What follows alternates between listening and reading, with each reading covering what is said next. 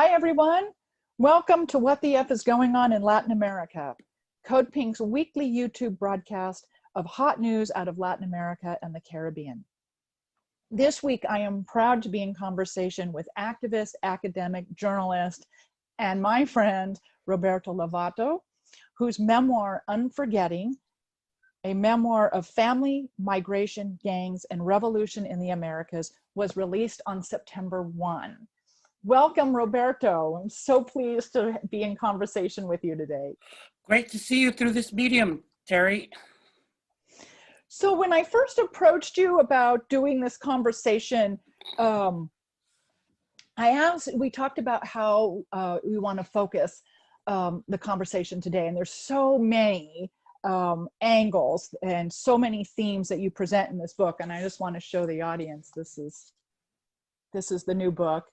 And you've done quite a few interviews prior to today, and you said, I want to talk about me as a US citizen, which of course you are. You were born in San Francisco to Salvadoran parents, and reading the book from that perspective as a US citizen was really, in a way, it was liberating for me too, some of the themes that you cover.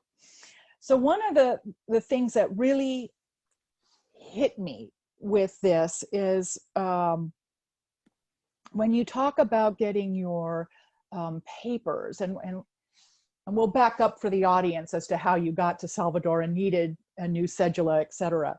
But you wanted your papers in Salvador to say Roberto versus Robert, which was on your US passport. And for me, when I read that, all this stereotypes and history of immigration to the US just started kind of pouring into my mind as to how when you come here, you're basically in subtle ways and in overt ways told to just forget where you came from, forget the history of your country, your culture, your language, whatever violence you fled, whatever economic, educational lack of opportunities you fled. You're here now, and we've become this kind of mixed, I wouldn't even call it a culture, when especially reading your book and when you talk about the richness of the Salvadoran culture. So that to me was a real, like, strong theme about just forgetting in general. But in the case of your book, you are also talking about the violence that so many people forget on all levels: emotional violence, family violence, state violence, military violence, in leading into forgetting in order to survive. And that seems a lot of what you in this book is a very personal journey and a very personal unraveling for you, but tapping into some of the violence that occurred for your family, your father specifically. Yeah, you hit it on nail on the head. I wrote the book. I don't write with one singular purpose. I write with different motives.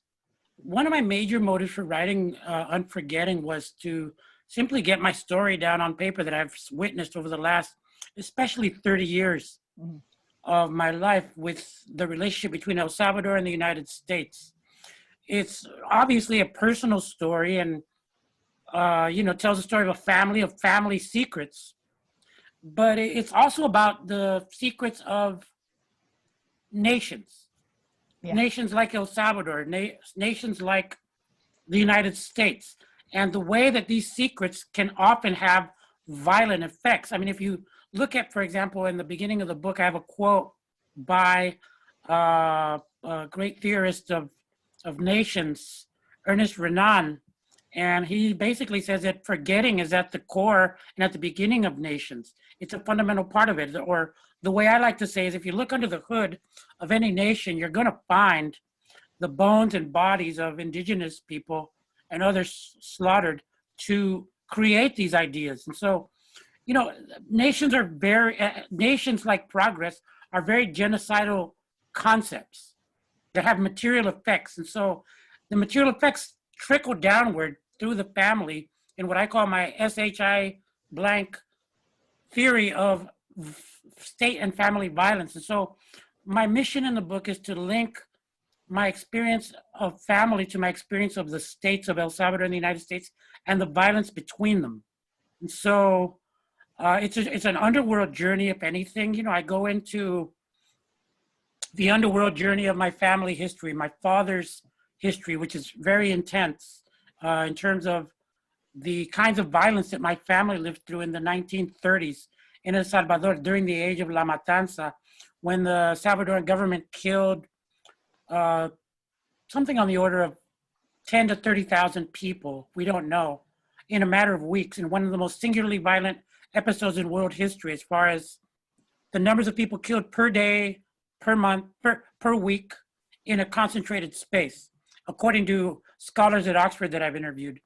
The book also is a way to look at the present violence of, say, the government and the gangs in El Salvador that are perpetrating extreme violence themselves, right? And I do mean government, because oftentimes in the gang equation, we leave out the government part and the counterinsurgency policing that was brought on by characters like those in my book, like a guy named Attorney General William Barr of the Bush administration. Who's back? Who's back with us?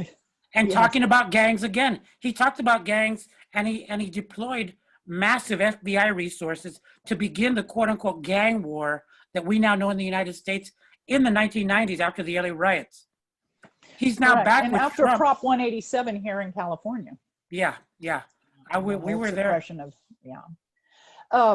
So let's talk a little bit about the history of these gangs, because this is something that is really lost now in the U.S. media and therefore in the U.S. narrative, that these gangs, particularly MS-13, were created in the United States and in Los Angeles by young people who had no families, who had come here either on their own or had lost family here, Salvadorans specifically, Central Americans in general, and already there was a Mexican gang in existence. But you talk in your book about where the term Mara comes from and how it really was about friendship, friends gathering, families, friendship gathering, and how that whole term has been bastardized at this point and refers to a real significant form of violence. But let's talk about the founding, the creation of the Maras in LA, just so our audience has a really clear understanding that it is not the story we currently hear. Yeah, as I document in the book, the word Maras, I didn't even know what it meant. I grew up with it.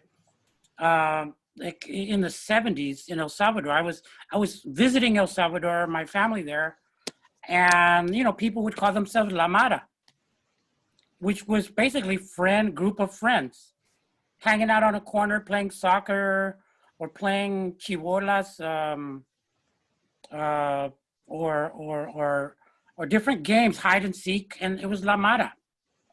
And so I watched as that word suddenly was adopted by young men in Los Angeles Pico Union area, where I worked at an organization called CARES, what was then called the Central American Refugee Center in the early 90s. And we were serving the Salvadoran and Guatemalan communities, providing legal services, et cetera. And our clients had these kids who had these tattoos with MS, Mara. And we started kind of encountering these gang members who were coming together primarily at that time. Before that, like in the 80s, they came together to listen to hard rock music like Metallica, Ronnie James Dio, and other kind of music that they liked, and to protect. But they eventually found themselves having to protect themselves from larger, better structured gangs, like the Bloods, the Crips, and the Mexican Mafia.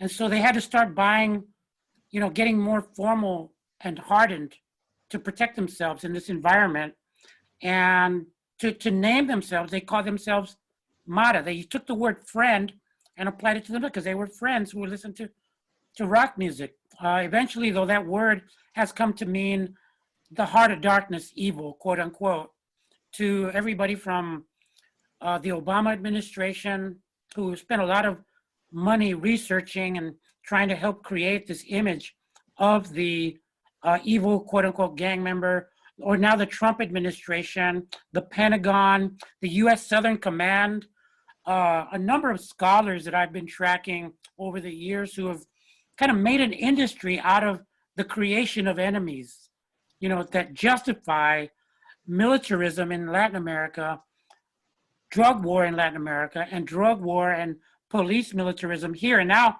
you have them fused in this thing I call, and that others like Stuart Schrader call, counterinsurgency policing.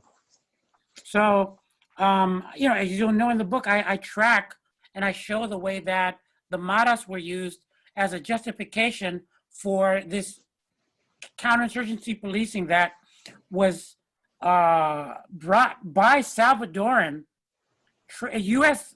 Pentagon trainers who were training death squads in El Salvador, came after the 90s, after 92, came to LAPD and other police departments in the U.S. to train the local police departments in counterinsurgency gang policing. So it's complex, this gang equation, but it often excludes the police part of the equation, and I put it back in.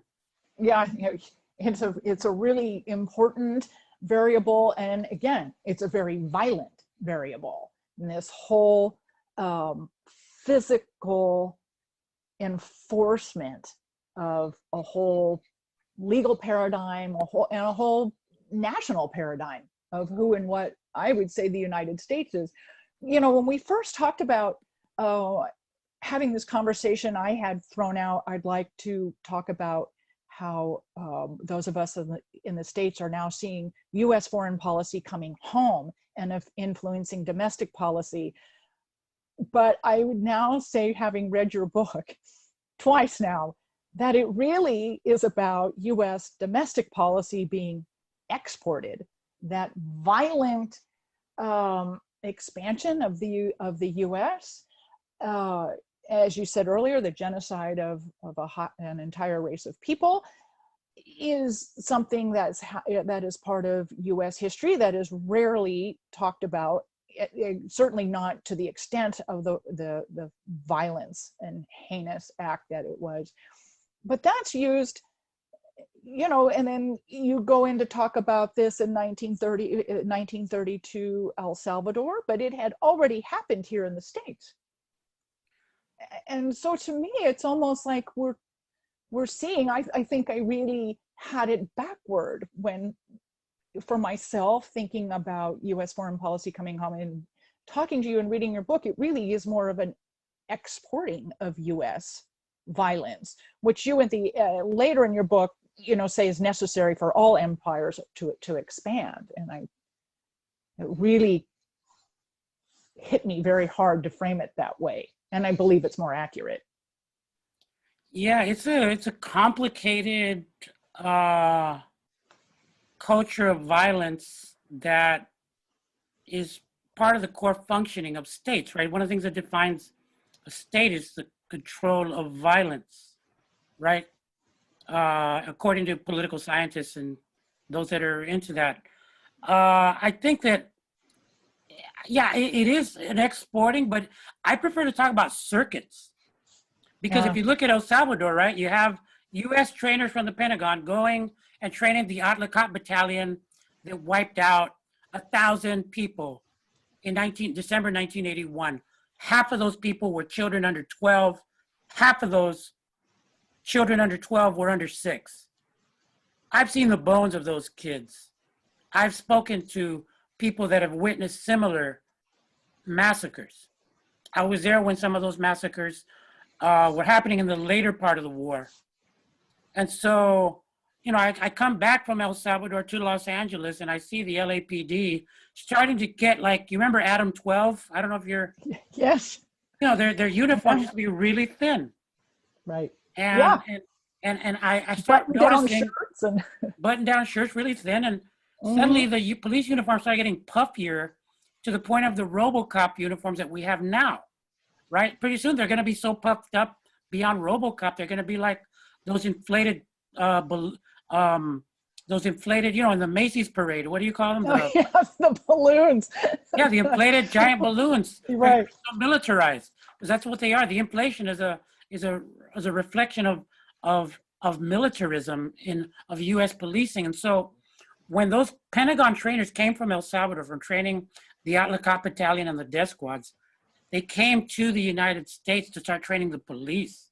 And that's when you start seeing this counterinsurgency policing of what was known, for example, as the crash anti-gang units. Right. And they targeted the gangs. They started making the gangs more violent by pitting them against each other, falsely arresting them, killing some, shooting them in the back, doing all these things to divide, conquer, and kill the gangs so that they became more violent.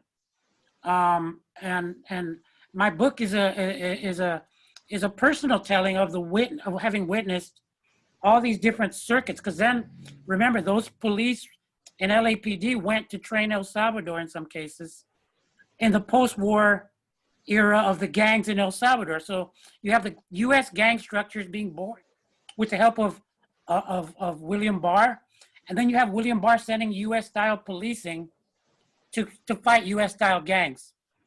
And then, it's astonishing the way that these circuits work. It's the same. I mean, I think it's the same sort of circuit with the arms trafficking from the U.S. into Mexico. Yeah. And then back and forth. Yeah. And it's very insidious. And the fascinating thing with the gangs in El Salvador is that they originated here, many of the members US born, and then all deported to El Salvador. And so there's that exportation again, and then how it all, like you said, I think circuit is a really brilliant description of it. You just mentioned, in talking about all this violence that you've seen, you've seen the bones of victims from 1932 to present day. And you also, you've seen them in the burial sites, but you've also seen them, in forensic labs. And one of the things you mention is in your book is how important these forensic anthropologists are. And as far as discovering the grave sites, as far as defining, determining how people died, but also in that process, allowing families and friends to recognize the death of a family or friend, and to start, I guess I will say, to stop forgetting, to start unforgetting, which allows for healing and moving forward. Thank you for... No, I'm sorry, go ahead. Thank you for bringing that up, because with all the violence of El Salvador's history, because it has been one of the most consistently violent places on earth since its founding in 1821. With all the violence, what tends to get lost in it is the tenderness. Like I like to say, my journey is one to excavate the tenderness that survives the terror. And there's a lot of beauty in my book. I try to put a lot of beauty in my book. I did the best that I could to put the beautiful and the sublime that I've encountered, because I already saw what was coming, like a lot of us in 2015, when I started the journey of this book and of writing it, that where the world was going. And I anticipated that we were going to have to, I wanted to contribute by bringing out whatever Jedi knowledge of a transcendent knowledge I had about sustainable struggle. Like, I've been in it, for those that know me, since the 1980s, early 90s, up to the present, whether it was joining the FMLN guerrillas, whether it was as a journalist, whether it was co-founding different organizations that have, like presente.org, and that have done work of solidarity, and others. There's always an undercurrent in my work of beauty and the sublime. I like to say there's a strategic value to the sublime and the beautiful right now that we need to understand. That's why in the content and in the form that I wrote, I try to make it as beautiful as possible. And the beauty is contained in two of the dominant metaphors. One of them is sewing. My grandmother was a seamstress, and my grandmother would take disparate pieces of cloth to create these beautiful dresses for the prostitutes of the shanty town that she lived in San Salvador during a Great Depression that made Steinbeck's Grapes of Wrath look like a wine festival. You know, and so my grandmother, in her mathematical and creative beauty, would just size up somebody literally and create a dress for them that gave them some of the dignity back after La Matanza, for example, had erased indigenous identity as a public thing. In the same way, and they, you know, my grandmother was giving that person a piece of the dream that they had. In by the same token, right? The dream of having dignity, the dream of being an indigenous princess. In the case of one prostitute, my grandmother lived next door to. By the same token, the forensics specialists sew together the stories, sew together the bones of a deceased, desaparecido person to tell the story of what actually happened. What were the final days of that person like? To then give to the family, as I narrate, the story, the bones, and therefore the beginning of some closure and the beginning of some unforgetting that I think individuals and families and nations have to undertake right now if we're to fight the enormous crises we face. We have to have a political vision that doesn't just look forward, but that also looks backward in a clear way. And that's, I think, what the foundation for solidarity and revolutionary politics of the future are. So I'm thinking about a number of things simultaneously now with this comment. You know, understanding the past and coming to terms with it is so important on all levels moving forward. And yes, on a global scale, more important now than ever, particularly for young people. We older people really need to do the unforgetting to help them create a better planet for themselves. And I see that in so much of your personal story with your father, because you as a young man really struggled without your father, or because of your father's forgetting, quote unquote. Because of your father's forgetting, that did not allow you as a young man, his son, to really understand yourself, your family, your bicultural heritage. It made for a very confusing, frustrating, and at one point violent youth. And I'd like you to talk about that, because I think it's so important what you just said is for us as nations to come together and to unforget, understand where we came from in order to go forward as peoples and not just simply nation states. And I think that is the experience of your personal life is really analogous to that. That's kind of one of my points in my book, is to show the connection between the personal and the political. They really always are connected. My first rage against authority was against my father. You know, and like psychologists like R.D. Laing, you know, from the 60s, who wrote a book called The Politics of the Family, and another book called The Politics of the Experience, you know, tells us that the first entry point for the state in our lives are in fact our parents, through their subconscious, the way that the state, propaganda, education, and other things insinuate themselves in the family, right? And our families unconsciously sometimes adopt beliefs and words and beliefs that are kind of messages from the state. You can see Donald Trump doing it, but you could also see Barack Obama doing it.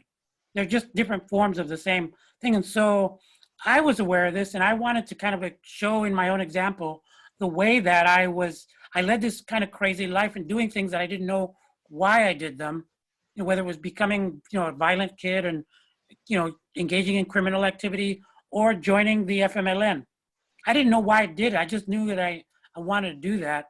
And then I go and I discover a secret that I can't share with the audience, Terry, because I'd be giving away the whole book, and then Right. people get, I already heard the story. So there's a big atom bomb of a secret that my dad has that I discover, and that discovery of that secret, I hope and I try to show is the thing that connected my gut, literally my intestines, the tightness and trauma that I contain in my gut, to its umbilical connection to state violence, right? Yeah. That tightness in my gut was connected to the state violence of history that I didn't even know I was carrying. But then I find out, I did the excavation. So then that explained to me why I was such an angry kid, why I did crazy things. And it's been so liberating for me to write this book, because I now have an arc explaining, myself to myself, but also explaining my father. And it allows me to be more tender and loving towards my father, who I had a lot of anger towards, because I understand more deeply what it was to live in the Great Depression that made John Steinbeck's Great Depression look like a wine tasting, right? So, that's the healing is real in the writing. It's it's a fascinating read, and it is a multi-level analogy. And the thing that really came through for me, you mentioned that you were careful to be sure you talked about beauty, and I think in the Unforgetting we encounter our humanity, that the forgetting is kind of push to heal emotional scars, physical scars, so that we can survive. And everybody has different levels of forgetting for very different reasons, and the whole nation state forgetting is causing so much of the violence today, as you mentioned earlier. But that aspect of humanity that you keep bringing back into the book, the women you talk to, who I think one young student in LA who talks to you about the garden she was sequestered in, and climbing the trees and having this beautiful vista of the countryside, the fruit she was able to eat. And you just, those are very human sentiments and experiences among all the physical violence. Mm-hmm. And I think that those moments that you bring out are so important. And I love the sewing analogy, the creation out of pieces, which is what so much of society is, particularly, I would argue, for immigrants like your parents and my grandparents coming to this country, these pieces that they bring with them. And what do you do next?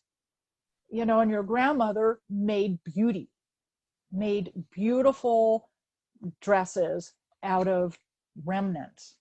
And I just love that whole telling of her and her ability to create out of just remnants. And as you mentioned, there's the bones of these from these mass graves are remnants of physical remnants of human beings, but also remnants of people's lives, their greater lives, not their individual lives, but their families and society as well. Thank you. That's what I was trying to do, and I hope to elicit that in the reader. There's a third layer that's kind of unspoken. I kind of hint at it at the end. That's what forensic scientists do, or what my grandmother did in terms of piecing things together, I try to do with words. And you can see it at the end of the book, where I'm at a table at La Boheme Coffee Shop here in San Francisco in the Mission District. And the table is my favorite table when I go there. People that know me here in the city know I'm in that corner when we're not in COVID-19, working on my computer on top of a table that is a converted sewing machine that still has underneath the table, it still has the gears and the treadle of the Singer sewing machine, the iron horse. And so when I'm typing there, I'm almost revisiting my grandmother, being on my grandmother's lap as she was kind of creating the conditions for our livelihood in San Francisco, coming from the desperate and just devastating history of El Salvador, coming here and sewing those those clothes together to make us sustainable. I'm trying to do the same thing with our words by taking the fragments of my life and the experiences I have, one of which I think is especially important to your audience, is the experience of solidarity, solidaridad. I was part of, the solidarity movement here in the United States. I was with Carecen, with the Comité de Refugiados, and I actually made a point to try to draw out the beauty of solidarity in it, because there is a beauty. And kind of connecting with something so far from us, and yet doing and committing a piece of our lives, like with people like my old friend Don White of Committee in Solidarity to People of El Salvador. Like this man gave up a large piece of his life before he died to the people of El Salvador. And I'll never forget him and others, or people that I met in El Salvador who were, guerrilleros and guerrilleras from Mexico, from Spain, from across the world. I mean, the way that say Hemingway or Orwell saw solidarity of the Lincoln Brigade in Spain, I saw the solidarity in El Salvador in the same way, as a heroic act. And so I try to do at least a little bit of justice to that beauty, the beauty of that his heroic act of joining a people's struggle across borders, which I think is fundamental and seriously lacking right now here in the United States in our concepts of politics, even on the left. Yeah, especially on the left, I would argue. Yeah. We've lost. Yeah, we've lost some of that. And if it doesn't matter what race you are, whether you're white, black, Latinx, or whatever you call yourself, there's many people whose concept of politics is limited to the borders of the United States, and that's already basically an embrace of empire at a certain level. When when you fail to see the global context that the United States is in, and the connections, whether it's through immigrants, through trade, through militarism, through police models, we're not going to get anywhere being bordered off in a multicultural movement. I could care less that Beyonce is somebody's ally, quite frankly. Beyonce is class-wise a billionaire. I don't know any billionaires who are our class ally, even if they, even though she has these Black Panther things at the Super Bowl, or, she also has, Thai sweatshop labor women sewing, speaking of sewing, an empowerment outfits for sale in the US for big money. So anyway, I don't want to get distracted by Beyonce and all that, but my point is the concepts of politics I think are dangerously bordered off. And I'm sharing the experience in my book of solidarity and of revolution in order for people to, as an act of political imagination, so that people kind of start thinking about politics in the way we did in America Latina. Well, I have to say, you mentioned solidarity, and my activism interest in Latin America really began when I was in sixth grade. My sixth grade teacher introduced me to Mesoamerica and pre-Columbian cultures. And at that time I was growing up in the Catholic Church under liberation theology, which you touch on in your book too, as well as evangelical religions. And all these years in and out of Latin America, and some just touching on work, and then at other points in my life, it being 100% of my time and work as more now, I have to say, and I say this with great sincerity, of all the solidarity movements, groups of people, communities of people that have made the biggest impression on me are the Salvadorans, specifically those with a history in the FMLN, as far as understanding community and as far as understanding organizing and being able to come together and not be, I guess, petty about identity and things like that. There's the ability for Salvadorans to organize is impressive. It's rapid, it's solid, and people just come together and make things happen. And I have consistently seen that over the years. And you see it with other organizations as well and other groups of people, but with the Salvadoran community, it is consistent. and has been consistent for the last 30, 40 years. It's very impressive, and it's really something admirable. Yeah, I tried to get at a little bit of that political culture that you and I both partook of. And I mean, I don't put it in the book, but my theory about Salvadorans and politics and why, for example, 1 of every 3 people had adopted organized politics at the height of the war. You can read NACLA and see an article in 1989 about how there was a poll that said 1 of every 3 people was organized against the Salvadoran state and had adopted radicalized politics.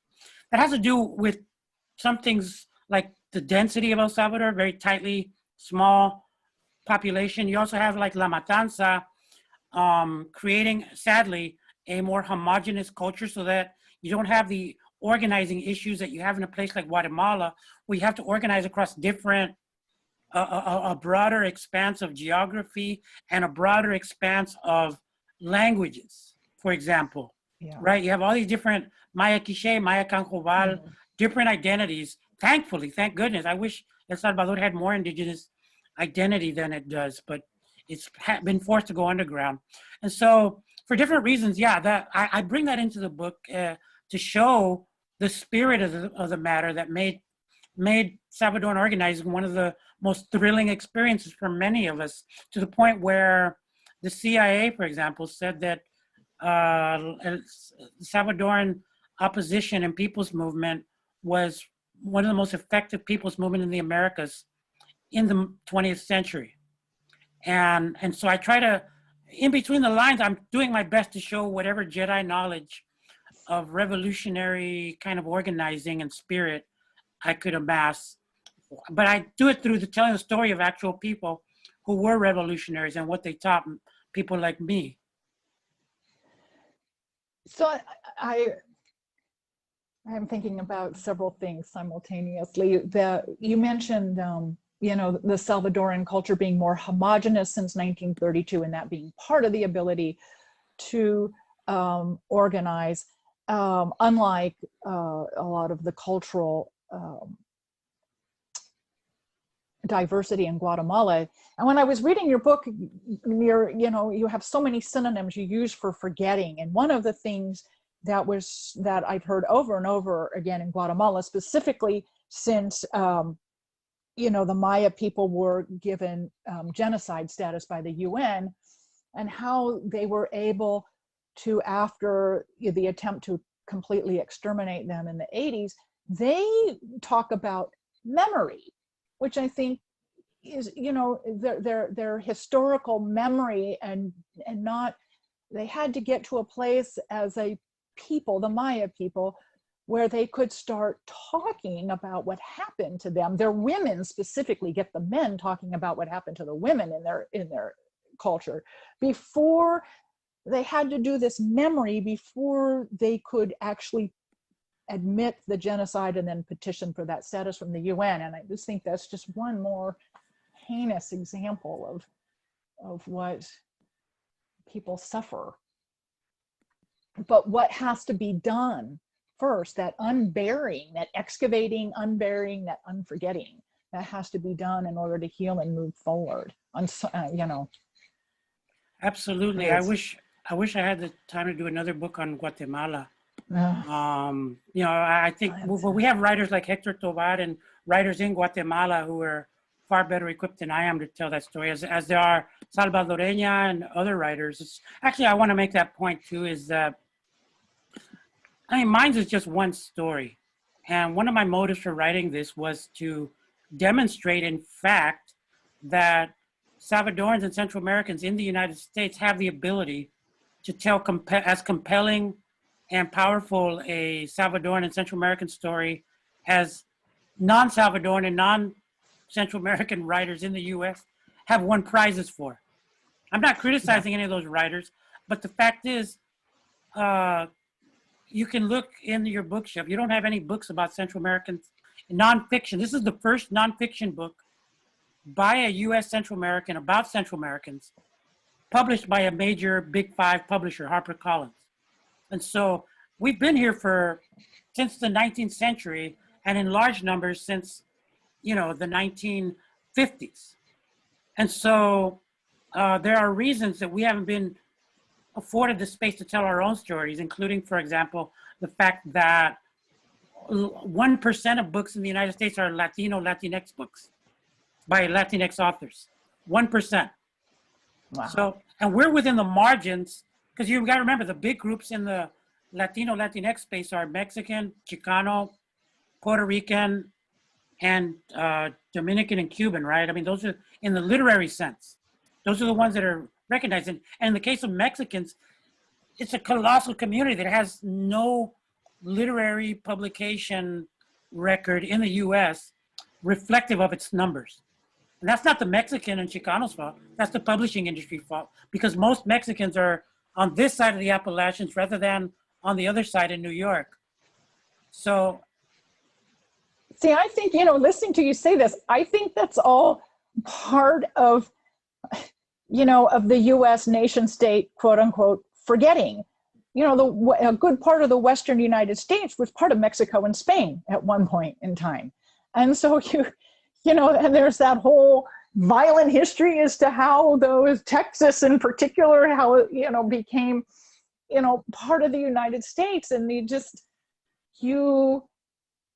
to not have more stories like yours or migrants who not even born here, don't, to hear those stories as to what the heritage is, why people come. I think it's intentional. I have to say, it's part of the US nation state forgetting, so to speak. I don't think you can erase a community of 60 million people in film, in Sunday news shows, in the political narrative of the United States, and in literature and other cultural and media systems with such just totality without it having a degree of intentionality. And I think it's an intentionality of a country that doesn't feel it can move beyond a black-white narrative of itself. Many scholars of race and identity in the United States, look at what's known as the black-white binary, the conception that the United States is primarily just black and white. And so, you see this and those of us who are neither black nor white, although Latino is black, right? Afro-Latinos are a large population and they're not a part of the equation either. So, those of us outside of that equation kind of see this conception that's very obsolete and actually dangerous when you look, for example, at the numbers of people identified under this category of Latino, whatever, getting COVID-19. The children, among children, the largest group that's getting COVID-19 are Latino children. Deaths by police. We're not hearing about the killings of young men here in San Francisco, in Fresno, in LA, and out throughout the Southwest and on the East Coast who are Latinx. We're not hearing about that. It's incumbent upon Latinos to bring that up. And we are, but we have to push even harder because the system doesn't seems to say there's already enough room.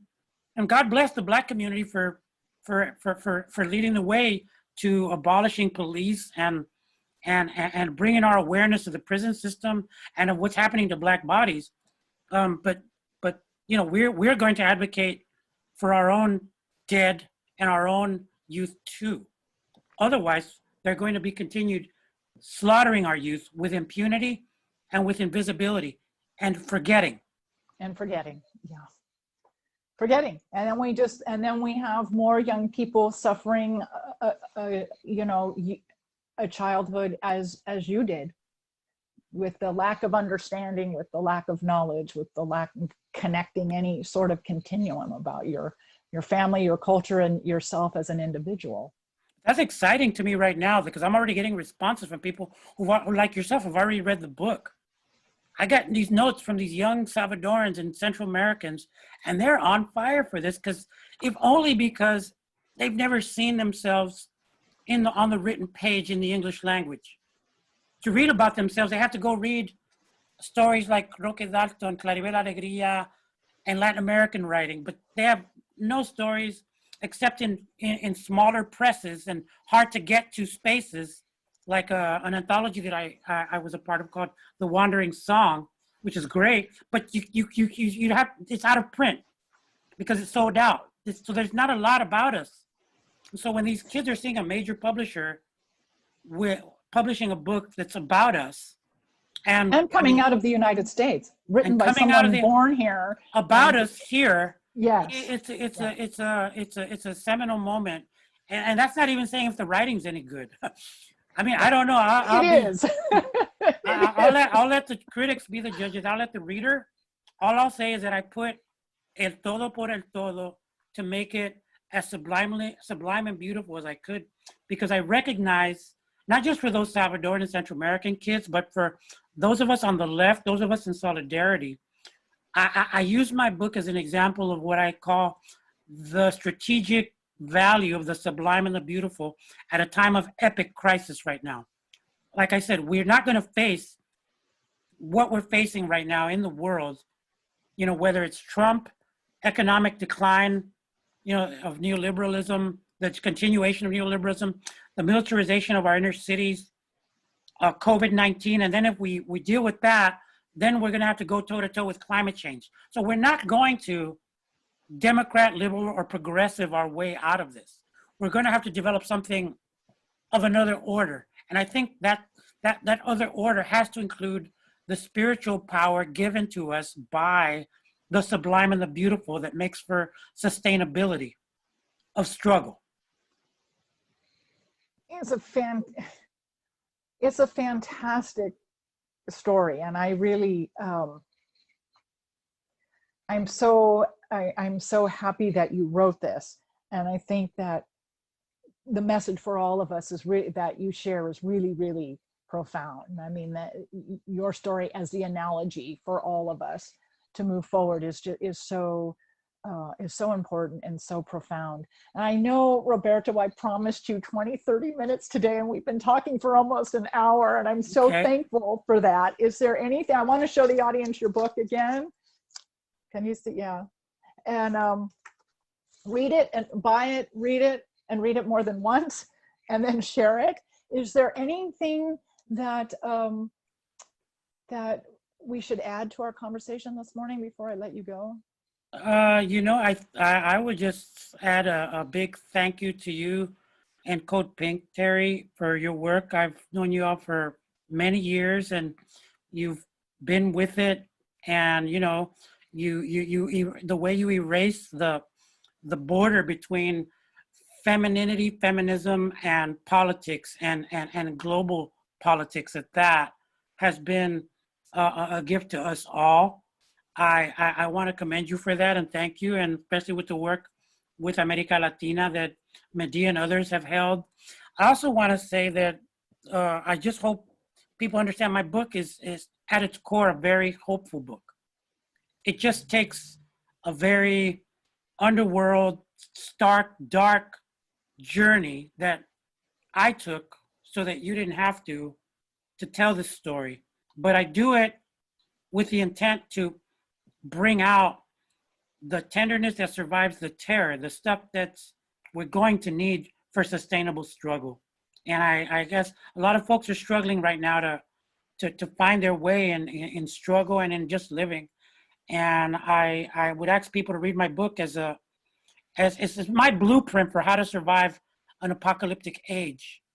So, you know, there's goodness and there's beauty and there's success to be had despite it all. And I just encourage people to keep their heads up as we face whatever challenges are before us. Thank you so much. I'm so My thankful pleasure. for your time. I'm thankful for your work and for your friendship. And thank you for this lengthy conversation. I know you gave me so much more time than we had initially talked about. So I want to tell our audience that Roberto's conversation can also be heard Thursday on Code Pink Radio, broadcasting on WPFW, DC, WBAI, New York City, simulcasting on both stations, 8 a.m. Pacific, 11 a.m. Eastern, and then rebroadcasting again 7:30 p.m. Eastern. So thank you so much for this wonderful conversation. I'm going to reread your book now with yet more insight, and I'm so thankful for the political analogy that it offers, and it's so hopeful for young people, and it's marching orders for us older people.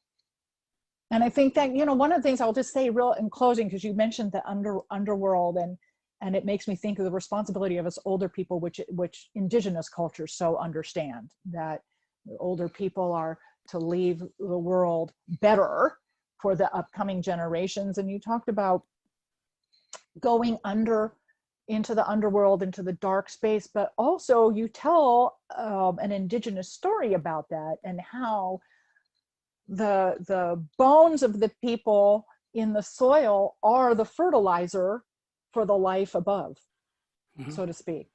Yeah. And I think that's a wonderful story, and I think that's what we all need to be now, the fertilizer for the future. So thank you so much, Roberto. Always wonderful to see you and speak with you. My pleasure, Terry. Thank you. Thank you. Bye-bye. Bye-bye.